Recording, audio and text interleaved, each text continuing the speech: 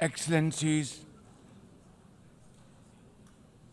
ladies and gentlemen, Assalamu alaikum and a very good morning. I wish to congratulate Her Excellency Annalena Baerbock on assuming the presidency of the 80th session of the United Nations General Assembly. I also commend Secretary General Antonio Guterres for his bold leadership of the United Nations in testing times. Ladies and gentlemen, our world is more complex today than ever before. Conflicts are intensifying, international law is being brazenly violated, humanitarian crises are multiplying, terrorism remains a potent threat, disinformation and fake news undermine trust, climate change threatens our very survival, and more so countries like Pakistan. Today, multilateralism is no more an option, it is need of the hour. Excellencies, Pakistan's foreign policy, guided by the vision of Quaid-e-Azam Muhammad Ali Jinnah, is based on peace, mutual respect, and cooperation. We believe in the peaceful settlement of disputes through dialogue and diplomacy. Last year, from this very podium, I had warned that Pakistan would act most decisively against any external aggression. Those words of mine proved true. I hope it didn't. But then that is destiny. When in May this year, my country confronted unprovoked aggression from our eastern front, the enemy came shrouded in arrogance. We sent them back in humiliation, delivering our bloody nose. Excellencies,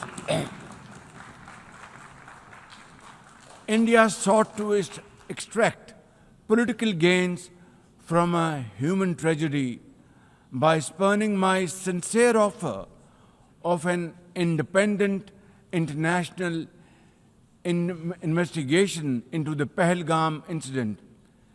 Instead, it attacked our cities and targeted our innocent civilians. When our territorial integrity and national security were violated, our response was in accordance with the right of self-defense under Article 51 of United Nations Charter. Our valiant armed forces, under the stellar leadership of Field Marshal Syed Asim Munir, mounted an operation of stunning professionalism, bravery, and acumen, repulsing the enemy's attack under Air Chief Marshal Zahir Babar Sidhu. Our falcons took flight and etched their answer across the skies, resulting in 7 of the Indian jets turned to scrap and dust.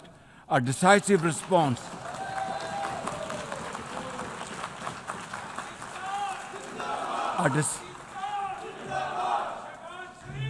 A decisive response to the aggressor that will echo through the annals of history.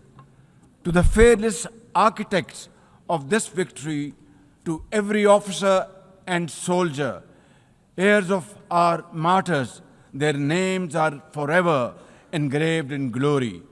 To mothers of our martyrs, their courage guides our path forward, and their sacrifice shall never be in vain, inshallah, God willing.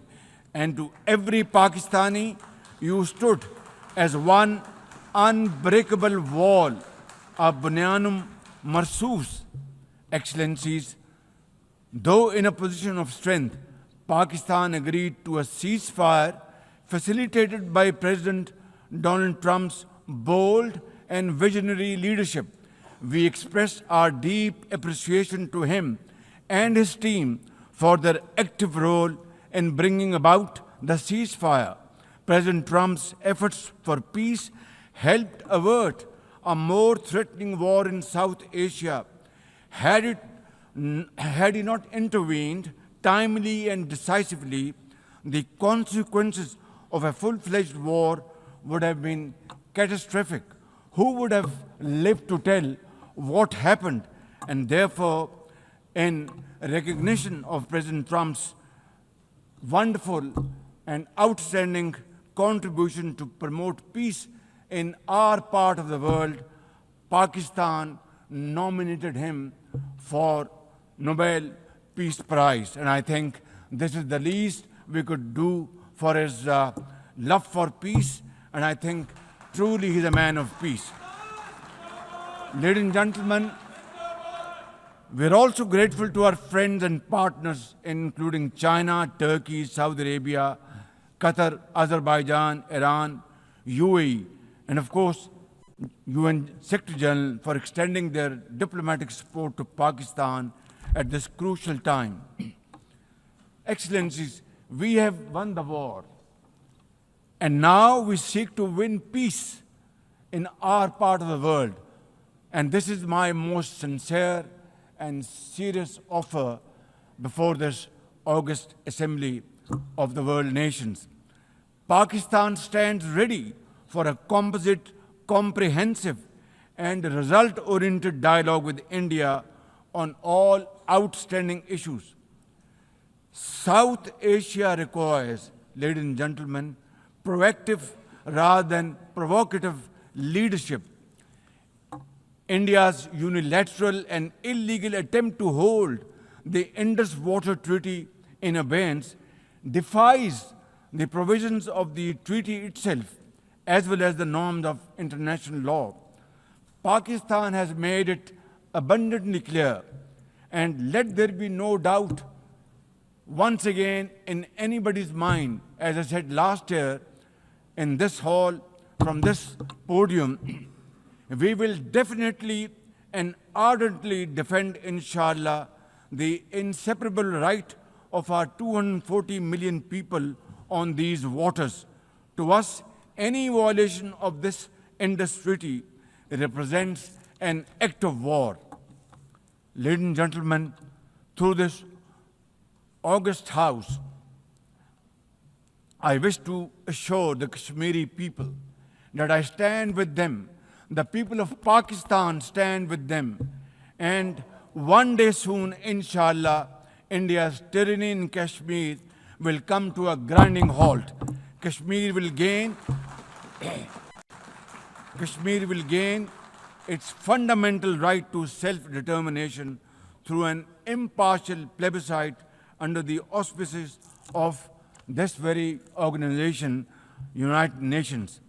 Excellencies, the plight of the Palestinian people is one of the most heart-wrenching tragedies of our times. This prolonged injustice is a stain on the global conscience and our collective moral failure. For nearly 80 years, the Palestinians have courageously endured Israel's brutal occupation of their homeland in the West Bank. Each passing day brings new brutality, illegal settlers who terrorize and kill with impunity, and nobody can challenge them and question them. And in Gaza, Israel's genocidal onslaught has unleashed unspeakable terror upon women and children in a manner we have not witnessed in annals of history. In blind pursuit of its nefarious goals, the Israeli leadership has unleashed a shameful campaign against the innocent Palestinians, which history will always remember as one of its darkest chapters. But speak we must, Madam President, we must speak and speak loud and clear. Our words are too little, too late for Hind Rajab, a child, nay, a little baby. We have all heard her trembling voice on that phone call, which little Hind made as she struggled to stay alive under Israeli onslaught and atrocities. Can you imagine that little girl, Hind Rajab, as if she was our daughter? Can you imagine not having the compassion to spare her life? My agony and the agony of the entire Muslim Ummah, indeed, I think, the agony of all the nations on the planet is that we failed Hind Rajab, and she will not forgive us in this world and the world hereafter. As they say, ladies and gentlemen, the smallest coffins are the heaviest to carry. I, for one, would know, for I too carried the tiny coffin of a 7-year-old Irtiza Abbas during the recent confrontation with India. He was only 6 years old. Therefore, we cannot and we must not fail these children of Gaza or any child anywhere in the world. We must find a path to a ceasefire now and just now. Pakistan firmly supports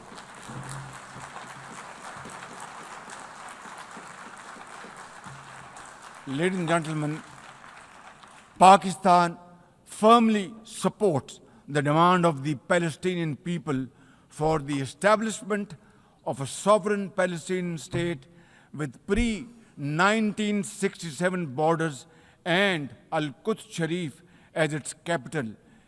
Palestine can no longer remain under Israeli shackles. It must be liberated, and liberated with full commitment and with full force.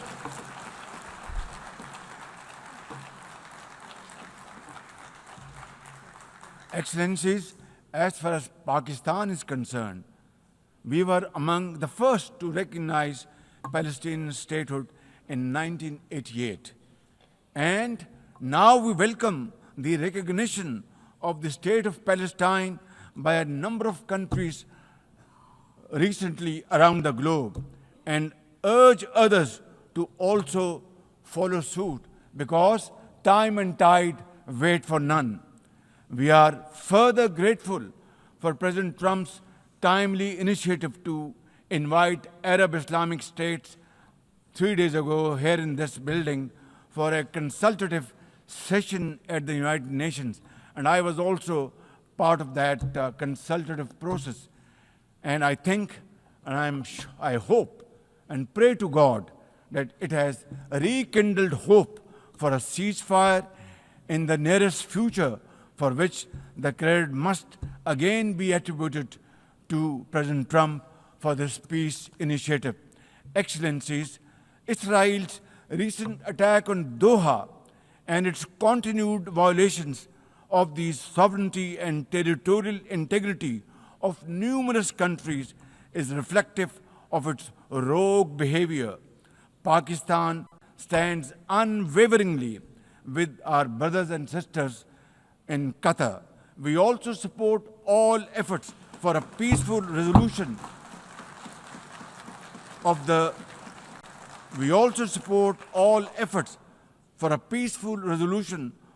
Ukraine conflict in line with the UN Charter to end human sufferings and global turmoil caused by this protracted war. Madam President, Pakistan condemns terrorism in all its forms and manifestations. For over 2 decades, Pakistan has been at the front line of global counterterrorism efforts, having suffered over 90,000 people. We lost 90,000 people of our country, babies, children, mothers, sisters, brothers, elderly people, doctors, engineers, and also suffered economic loss of $150 billion. Please tell me, put your hand on your heart, that what can be a bigger manifestation of our commitment to fight terrorism and erase it not only from the face of Pakistan, but from the face of this global world. And I believe a man killed in New York is a man killed in Lahore. A man killed in Islamabad is a man killed in London. It's a global village. So I think unless and until terrorism is defeated hands down, this world will not be a peaceful place to live. And for that, Pakistan's sacrifices are probably the biggest around the globe. It must be respected and appreciated because we are a bulwark. Had these terrorists not been encountered by us, they would have been roaming on the streets of New York and London and God knows Far East. So I think this is our humble contribution, not only for the people of Pakistan, but the people all over the world. Today we face externally sponsored terrorism, particularly from foreign-funded groups such as the TTP, Fitna al-Khawarij, Fitna al-Hindustan, BLA, and its Majid Brigade. Operating from Afghan soil, these groups are responsible for some of the most heinous attacks inside Pakistan, including the dastardly Jafar Express train incident earlier this year, which was, the train was hijacked and 400 people were kept for days and weeks. And mercifully, by Allah Almighty's grace, our armed forces and law enforcing agencies were able to recover them. Now, as an immediate neighbor and a brotherly country of Afghanistan, Pakistan has a direct stake in a peaceful Afghanistan. We believe that the key to development and prosperity lies in regional stability and connectivity. Pakistan continues to engage with all partners to extend humanitarian assistance, promote economic recovery, and encourage inclusive political framework in Afghanistan. The interim Afghan government must, however, uphold human rights, including women's rights. Above all, we expect that Afghan interim government to take effective action against terrorist groups and to ensure that Afghan soil is not used for terrorism against any country. Ladies and gentlemen, there must be no space for hate speech, discrimination or violence against any person or against any religion. Hate-driven ideologies such as India's Hindutva-driven extremism pose a danger to the entire world. While there is growing recognition of the dangers posed by Islamophobia, the imperative of effectively combating this menace can hardly be overemphasized. Pakistan welcomes the appointment of a UN Special Envoy to combat this scourge. Ladies and gentlemen, while we are confronted with the climate crisis, it demands the most urgent collective action. In 2022, Pakistan faced massive floods of humongous proportions that caused huge losses amounting to $34 billion and many valuable lives lost. This year again, we are dealing with another mega flood with thousands of villages washed away from the face of the earth, millions of people displaced, more than 1,000 killed, and billions of dollars of crop, livestock, and property washed away, lost to flood waters. Our nation stands united in these testing times, and we are dealing with this natural calamity with remarkable resilience by the grace of God. I have declared a climate emergency to cope with this challenge. The catastrophic floods of 2022 and 2025 this year are glaring examples of loss and damage caused due to climate change. Pakistan, to the contrary, my honorable guests in this hall and through the cameras around the globe, Pakistan contributes less than 1% of global emissions annually, yet it continues to face the relentless brunt and muddy waves of climate change. and then we are told to borrow loans and add on to our debt, huge debt pillars we have over the period of time. This is not fairness. This is not equality. This is not justice. This is not fair play. How can you expect a country which is a developing country facing humongous flood challenges every year due to climate change and no fault of ours, and yet we are told to borrow more loans? I think borrowing loan would be destroying your economy. We will be better off than not borrowing loan and standing on our own feet, working hard, tirelessly, blood and sweat, and we will, inshallah, make Pakistan a great country, inshallah. Ladies and gentlemen, while we deal with climate change, I bear good tidings on the domestic economic front. Socio-economic development and the welfare of our people are among my government's foremost priorities. We have successfully implemented deep-rooted structural macroeconomic reforms, modernized and broadened our taxation system, intensified efforts to mobilize productive investment, and embraced digitization, AI, and crypto as the tools of the future. Strategic partnerships, including our all-weather cooperation with China through the China-Pakistan Economic Corridor under President Xi Jinping's landmark Belt and Road Initiative, are contributors to our progress as I speak.